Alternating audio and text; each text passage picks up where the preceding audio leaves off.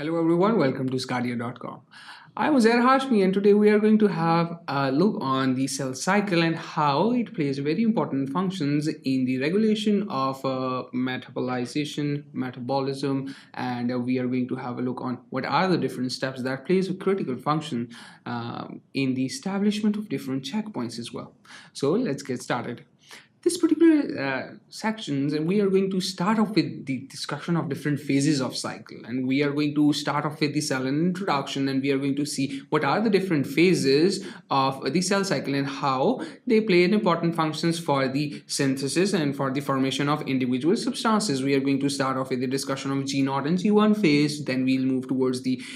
synthesis phase where the DNA is being synthesized, and G1 phase where the different organelles are being replicated in this particular case, and this would be followed by the discussion of G2 phase where the cell prepares itself for the mitosis, and then moving towards the M phase where it starts off with the prophase, prometaphase, metaphase, anaphase, and telophase, and then this is followed by the cytokinesis portion. And then we are going to have a look on the cell cycle in the free system. This would be followed by the discussion of the cell cycle checkpoints, and we are going to start off with the discussion of cell cycle control checkpoints in this particular case, and we are going to see what is the core of the cell cycle control system. In the coming sections, in the coming lecture, we are going to have a look on the how these checkpoints are being controlled in the eukaryotic cell as well, and this would be followed by the discussion of the structural basis and regulation of the cyclin dependent kinases, also known as CDKs.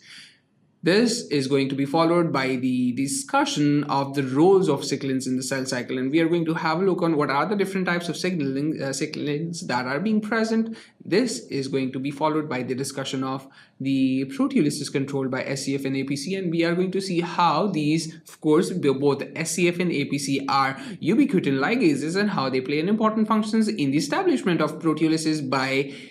tagging with the ubiquitin, and after being tagged with the ubiquitin, they are going to send the molecule which they have been tagged with the ubiquitin to the proteasome for the cleavage, for the proteasomal cleavage of those molecules. Take an example of the Sic protein, take an example of the securing protein that we are going to discuss in the coming sections as well. This would be followed by the discussion of the major cyclins and the CDKs and how their combination works. This would be followed by discussion of the initiation of the DNA replication, formation of the ORC, and the formation of the pre-replication complex. And of course, we are going to discuss the DNA replication checkpoints in the section 4, where we are going to have an in-depth overview of the activation of the MCDKs.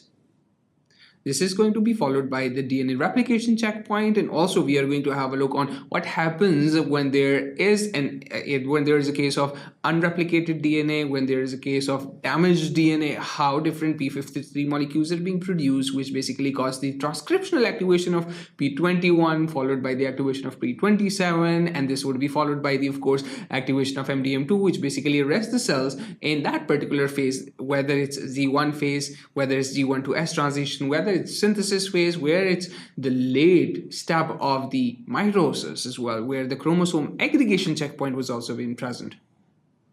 This would be followed by the discussion of G1 phase initiation by the CDK inhibition, and of course we are going to discuss the DNA damage arrest in the last section, where we are going to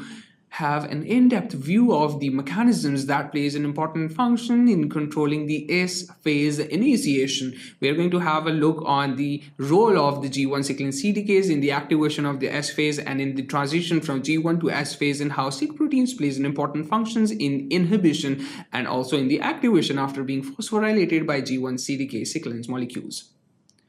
This would be followed by the discussion of cell size control in the cell cycle, and we are going to have a look on what are the different factors under the presence of the nutrients, but under the presence of different factors, what happens when, under what cases the cell would reduce in their size but would divide in the same time, and also we'll have a look on what happens when there is an alternative mechanism where the cell needs to have the same size. So in the absence of the nutrients, the time for the division of the cell cycle is going to be increase in this particular case. And this would be followed by the cell size control in cell cycle, and we are going to have a look on under what circumstances there is no under the presence of the nutrients that are present in the abundant quantities, and then there are the nutrients that are present in the less quantities. So what happens is there would be result decreased in the cell size when the cell has to be divided in the same time, or there is some other kind of strategy that can be adapted by some organisms so that the time for the cell cycle is increased but the size remains the same. This would be followed by the discussion of DNA damage arresting cell cycle in G1.